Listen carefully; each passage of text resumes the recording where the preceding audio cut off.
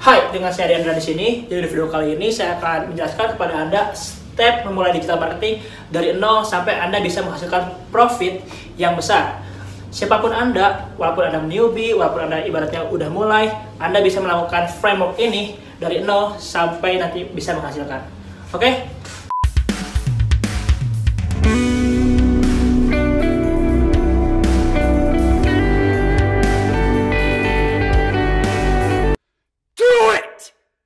Jadi ada beberapa tahapan yang harus Anda lakukan. Yang pertama, dimulai dari market, lalu Anda siapkan funnelnya, sampai nanti Anda bisa isi traffic, sehingga akhirnya bisa menghasilkan untuk Anda.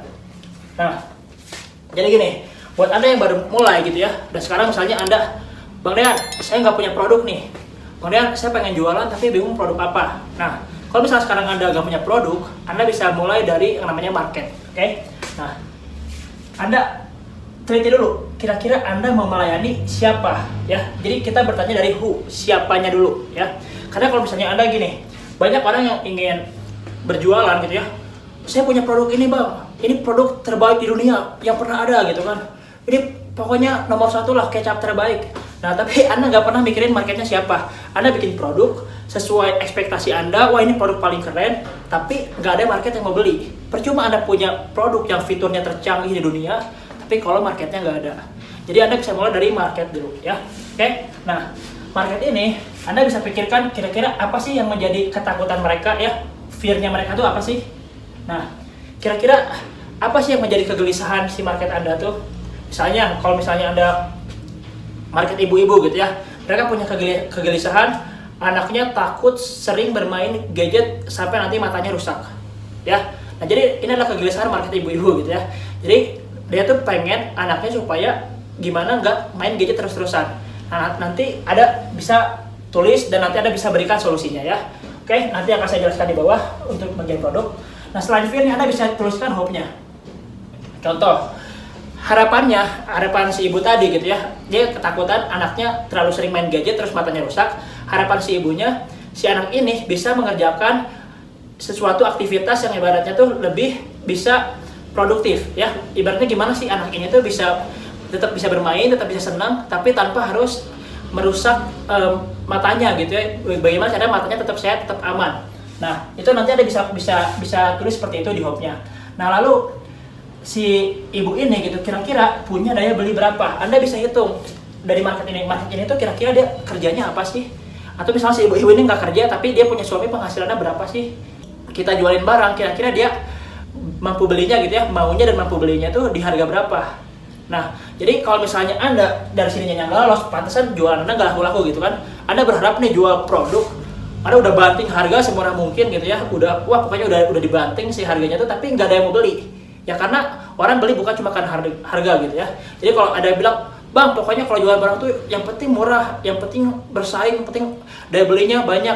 Kalau jualan cuma soal harga murah gitu ya, kenapa ibaratnya Anda sampai saat ini jualannya masih nggak laku-laku? Jualan tuh bukan soal harga murah dan harga mahal aja. Jadi jangan bilang kalau misalnya harga murah tuh udah pasti laku, karena belum tentu harga murah tuh laku. Kalau misalnya harga murah udah pasti laku, kenapa sekarang Anda jualannya belum laku-laku? Oke? Jadi jualan tuh bukan soal murah atau mahal, tapi soal market ya. Market, kalau misalnya ibaratnya marketnya butuh produknya dan emang dia merasa harga mahal pun tetap worth it buat dia, ada manfaatnya buat dia bakal beli kok. Oke? Nah, jadi ketika Anda udah beresin ini gitu ya, nah karena kita namanya marketing ya, kita marketing mulainya dari market bukan producting. Kalau producting baru mikirnya dari produk gitu. Karena kita marketing, kita fokus ke market.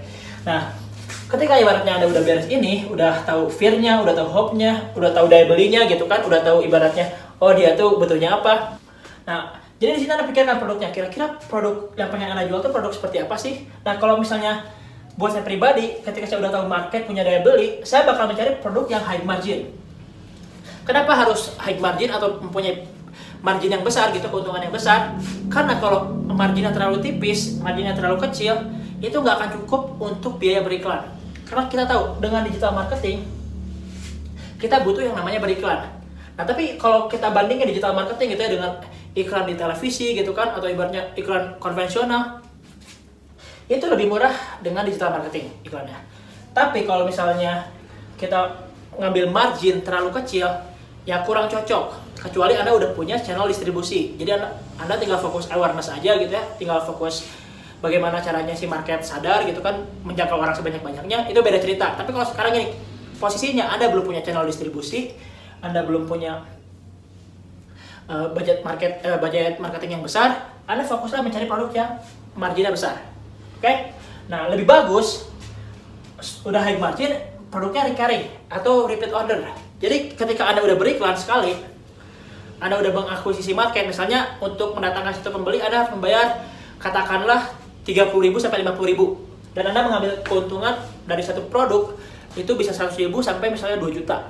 Nah, jadi setiap Anda membayar 100.000, Anda bisa mendapatkan setiap Anda membayar 50.000, Anda bisa mendapatkan satu pembeli. Nah, kalau misalnya ketika nanti mereka repeat order, Anda nggak perlu bayar 50.000 lagi. Jadi ketika misalnya punya margin 100.000, Anda bayar 50.000 nih di awal, Anda punya keuntungan bersih 50.000 ya. Tapi ketika nanti mereka repeat order, 100.000-nya bersih buat Anda. Nah, jadi produk itu Anda bisa pilih yang high margin dan yang recurring. Nah, makanya jangan jual produk yang perang-perangan harga atau banting-bantingan harga ya. Jadi Anda bisa tentukan produk yang high margin dan recurring. Kalau nanti kita bahas ini detail, nanti ada produknya, ada video khusus ya untuk membahas ini. Tapi di sini saya akan jelaskan frameworknya secara luas dulu. Nah, produk yang high margin dan recurring ini, contohnya Anda bisa menjual tadi ya course atau ibaratnya program coaching. Itu produk yang ibaratnya HPP-nya tuh rendah ya, HPP-nya tuh rendah dan kita bisa mengambil keuntungan yang besar. Atau misalnya Anda jual produk suplemen gitu ya, suplemen atau produk-produk herbal, itu pun salah satu produk yang bisa kita up harganya tinggi gitu ya. Kenapa makanya MLM suka pakai produknya itu herbal gitu kan, atau ibarat produk-produk solusi. Nah, karena produk seperti itu yang fokusnya adalah ke solusi untuk si market, itu bisa di up tinggi. Maka sekarang pun ada produk ini teman-teman. Untuk fitness misalnya ada namanya tuh makanan untuk diet gitu ya. Jadi mereka tuh udah ngitungin kayak kalorinya berapa, nutrisinya berapa. Jadi ketika kita order tuh ya kita udah bisa menyesuaikan dengan kebutuhan kita. Nah, itu dijualnya mungkin lebih mahal, tapi memang kalau marketnya mampu, laku. Dan industri ini pun sekarang lagi laris-larisnya gitu. Saya mendengar ada orang yang punya industri catering ini, itu omsetnya tuh miliaran ya, dari satu brand. Nah, setelah Anda udah beres nih di produk ya, Anda udah nemuin produknya, Anda mau jual produk apa, ya mau produk fisik, mau produk digital gitu kan, atau mau produk jasa. Nah, lalu Anda fokus ke message. Dari produk Anda tuh apa sih? Karena message ini tuh ngaruh dengan yang namanya positioning ya, supaya nanti produk Anda tuh dikenal oleh si market. Nah, misalnya Anda bisa membuat sebuah message, katakanlah gambaran luasnya produk ini membantu para pria para pria untuk membuat perutnya six packs. Misalnya ya, produk ini membantu para pria untuk membuat produknya six packs. Nah, nanti kata-kata ini Anda bisa dipersimpel lagi dengan yang namanya tagline ya, seperti itu. Nah, jadi ketika Anda udah punya produk dan Anda udah bawa message-nya, nah pasti banyak orang yang market Anda gitu ya, yang pengen mengikuti message Anda gitu. Mereka pengen mengambil solusi, mereka pengen mendapatkan solusi dari produk yang Anda jual. Oke? Nah, jadi ini step awalnya itu seperti ini ya. Ketika misalnya Anda mulai dari nol banget, fokuslah ke ini dulu. Jangan gini, banyak orang yang baru mulai, mereka langsung iklan, ternyata boncos. Ininya belum beres nih, langsung iklan, bang saya udah ngiklan, boncos. Ya boncos. Kenapa boncos? Karena Anda mikir market enggak, produk jualnya asal-asalan gitu kan, message-nya juga Anda nggak tahu. Ketika ditanya gitu ya, ini produk ini kelebihannya apa? Ya produk ini tuh harganya terjangkau, fiturnya ini bla bla. Orang nggak beli fitur produk Anda, orang belinya produk Anda bisa beresin solusi apa buat mereka. Oke? Nah, ketika ini udah beres, di sini Anda buat sistemnya ya. Anda buat sistem funnelnya dulu. Karena kalau misalnya Anda langsung ke iklan, funnelnya belum beres, ya Anda buang-buang duit, ya Anda buang-buang duit. Makanya di sini udah beres, Anda mulai bangun yang namanya funnel.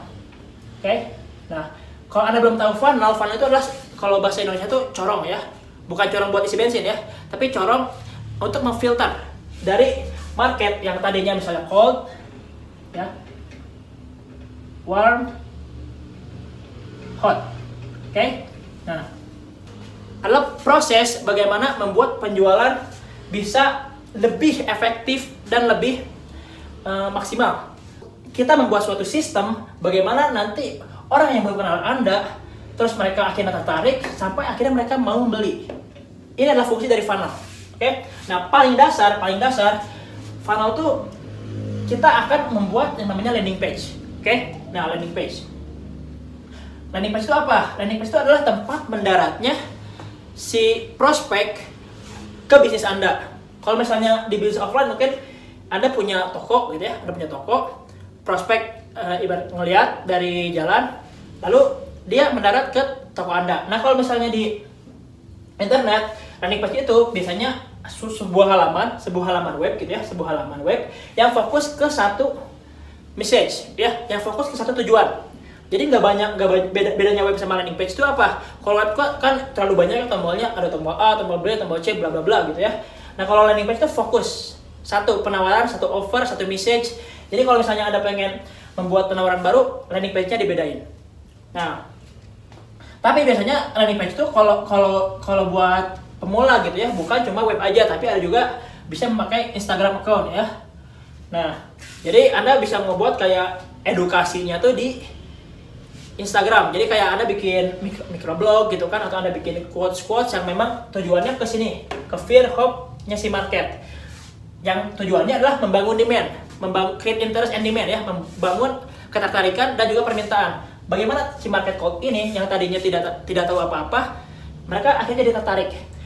Karena gini, market tuh punya ketakutan, punya fear, punya hope, punya masalah, tapi mereka tuh nggak tahu. Makanya biasanya harus kita trigger, harus kita sadarin. Oh, masalah tuh begini, bahayanya tuh begini loh. Nah, kalau misalnya bisa begini, bisa begini loh, bisa bagus. Nah, jadi ada dua. Nah, ada sekarang pertanyaan saya, landing page yang biasa Anda gunakan, Anda ke web atau ke Instagram account? Nah, Anda pikirkan ya. Oke? Nah, tapi kalau buat yang baru mulai, saya lebih menyarankan tentu web ya, web landing page, satu halaman khusus, itu karena lebih simple.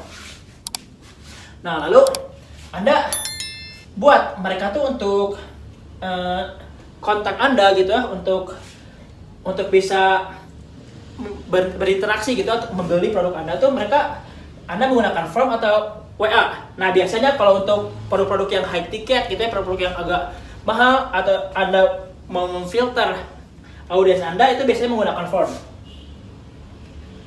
Nah, tapi kalau misalnya market Anda demennya tuh di WhatsApp gitu ya, demennya tuh chit-chat dulu sebelum beli, ya Anda harus pakai WA. Nah, ini nggak bisa dipaksain ya, Anda harus ikutin market. Kalau memang market Anda lebih nyaman di WA, ya Anda mau nggak mau pakai WA. Kalau market Anda lebih sukanya nggak banyak basa-basi gitu ya, fokus aja beli gitu, Anda bisa pakai form. Tapi kalau misalnya Anda benar-benar high ticket, Anda nggak bisa pakai WA, benar-benar Anda harus pakai yang namanya form, karena tujuannya untuk memfilter. Oke? Nah, Anda bikin dulu alurnya dari landing page mau kemana, mau ke form apa ke WA. Lalu setelah ini jadi, Anda buat scriptnya. Nah, oke? Kenapa Anda harus membuat yang namanya script? Karena gini, ketika nanti Anda udah mendatangkan traffic, tapi Anda nggak punya sistem untuk bagaimana sih si tim bisnis Anda tuh bisa membalas pertanyaan konsumen, atau ibaratnya membalas pertanyaan yang menjadi keberatan konsumen, ya Anda bakal gagal closing, Anda bakal gagal mengkonversi traffic menjadi pembeli. Makanya di sini Anda siapkan script apa? Script follow up. Nah, jadi kalau misalnya orang udah datang ya, udah nanya, udah menjadi leads ya, menjadi leads Anda, dari prospek menjadi leads, kalau Anda nggak bisa follow up-nya, ya Anda bakal kehilangan banyak sekali pembelian ya. Anda akan hanya mendatangkan prospek saja, hanya mendatangkan lead saja, tapi pembeliannya tuh minim. Nah, gini, kenapa harus ada sistem follow up? Karena yang namanya market tidak membeli pada pandangan pertama. Yes, coba Anda ingat-ingat lagi gitu ya. Kalau misalnya Anda melihat sebuah iklan di TV misalnya, Anda lihat iklan sekali baru oh gitu doang, gitu ya. Baru kadang-kadang mungkin Anda langsung ganti ke channel lain. Tapi ketika udah 2 kali, 3 kali, baru Anda bagus juga ya, baru kayak gitu ya. Sama aja kayak misalnya Anda scroll di sosial media, sama alurnya tuh sama banget. Lalu udah ketika Anda lihat beberapa kali, oh menarik juga ya, kayaknya mau klik kalau misalnya di TV pengen ini pantengin, kalau sosial media klik webnya. Nah udah klik webnya, udah lihat-lihat, oh ternyata bagus ya ini penawarannya, tapi tiba-tiba ada keluarga yang manggil atau tiba-tiba ada kegiatan, akhirnya di close. Itu sering terjadi. Nah sampai akhirnya ketika udah sampai 23 kali, 24 kali, oh ya sekarang saya mau beli. Nah jadi sebenarnya follow up ini sangat penting. Jadi follow up ini nanti bisa dibuat di iklan, bisa buat di script CS. Karena rata-rata orang membeli itu setelah 23 kali di follow up ya. 23 kali di follow up dari iklan. Nah kalau misalnya dari CS biasanya itu minimal kita menggunakan namanya 5 kali follow up. Tapi kebanyakan orang hanya menggunakan 1 kali follow up dan berharap langsung closing banyak ya. Itu namanya Anda hanya menggunakan metode hope and pray gitu ya. Anda hanya berharap dan berdoa. Oke? Jadi gini, kebanyakan orang karena tidak menyiapkan ininya, mereka hanya memiliki harapan hanya untuk doa. Nah, di sini saya tidak akan mengajarkan Anda hanya berharap dan berdoa. Tapi saya akan mengajarkan Anda bagaimana caranya Anda bisa membangun sistem yang benar-benar bisa langsung terstruktur untuk membuat bisnis Anda menjadi profitable dan lebih efektif dan menghasilkan. Oke? Nah, setelah Anda membuat sistem follow up-nya, Anda bisa membuat auto text-nya untuk menghandling objection mereka. Karena gini, biasanya keberatan customer tuh gitu-gitu aja gitu ya. Misalnya Anda udah nemuin 100 customer, kadang-kadang keberatannya ya ongkir lah, ya harganya kemahalan lah, ya inilah ya itulah, pokoknya banyak ya. Tiap market beda-beda si objectionnya tuh. Nah, untuk Anda bisa menghandle objection, Anda bisa tuliskan semua keberatan mereka tuh apa. Nah, ketika Anda udah tahu nih keberatan mereka apa, Anda tulis skripnya, Anda buat penawaran yang menarik. Sehingga ketika mereka jawab ini, Anda jawab A. Mereka jawab ini, Anda jawab A. Akhirnya, oh iya ya, mereka yang tadinya keberatan jadi mau. Oh iya, ya udah closing. Nah, ini sebuah sistem yang harus Anda buat. Lalu nanti Anda bisa buat sistem cross selling. Ya, cross selling tujuannya apa? Tujuannya untuk nanti Anda bisa mendatangkan repeat order dan menambah margin. Nanti Anda juga bisa buat sistem upsell. Nah, ini salah satu teknik favorit saya, upsell ya. Jadi ketika misalnya kita udah menawarkan sebuah produk yang harganya murah, lalu kita upsell. Dan biasanya gini, dari 100 orang yang misalnya yang tertarik dengan bisnis saya, biasanya minimal ada 30 orang yang tertarik dengan upsell yang saya buat. Nah, upsell ini, misalnya tadi kita berikan budgetnya cuma 50.000 gitu ya, cuma 50.000 untuk ketika satu customer, dan kita punya profit 100.000, kita cuma punya untung bersih 50.000. Nah, tapi kita upsell dengan produk misalnya harganya 500.000. Yang tadi kita cuma 50.000, kita naik profitnya jadi 450.000. Nah, itu adalah gunanya upsell. Kenapa McDonald gitu ya membuat bundling? Yang tadinya cuma jualan burger aja, akhirnya mereka membuat paket burger, kentang, dan juga minum. Nah, dengan membuat bundling seperti ini, upsell seperti ini, mereka bisa menutupi cost iklan mereka. Nah, jadi ketika Anda sudah paham dengan yang namanya sistem ini, Anda bisa membangun sebuah sistem funnel yang profitable. Lalu Anda buat juga script untuk konsumen repeat order. Jadi kalau orang udah beli itu jangan cuma didiemin aja. Anda buat gimana alurnya sih supaya si CS nanti atau ibaratnya auto text Anda bisa memfollow up supaya mereka repeat order lagi. Nah, ketika Anda ini udah jadi sistemnya, baru Anda pikirkan nanti namanya value ladder. Oke? Nah, value ladder ini mungkin akan kita bahas sekarang. Kita akan bahas di video lainnya karena ini agak advance ya pembahasannya untuk value ladder. Jadi nanti akan kita bahas lebih intens di satu video khusus. Tungguin aja video lainnya ya. Oke, jadi ini saya jelasin frameworknya. Ketika Anda udah reset, Anda buat sistemnya. Oke? Jadi Anda reset, buat sistem. Nah, ketika sistemnya ini udah jadi, baru deh Anda isi dengan traffic. Jadi ketika si embernya ini udah benar-benar nggak ada bocornya gitu ya, baru Anda isi air. Nah, Anda isi traffic. Nah, kebanyakan orang gitu ya, mereka funnelnya belum jadi, langsung isi traffic ya. Jadi kayak jaga lilin gitu kan, nyalain iklan. Misalnya saya mau iklan ini 100.000 sehari. Nah, nyalain iklan 100.000, buka laptop 24 jam dipantengin, jaga lilin gitu ya, sampai gini. Ini namanya metode hope and pray ya. memohon dan berdoa. Nah, di sini kita nggak seperti itu. Marketer tuh nggak gitu ya, nggak cuma berharap dan berdoa. Oke? Nah, kita akan mulai dengan namanya mengisi traffic. Nah, traffic ini bisa dari sosial media, bisa dari SEO. Ya. Oke? Oh iya, ada juga marketplace. Marketplace.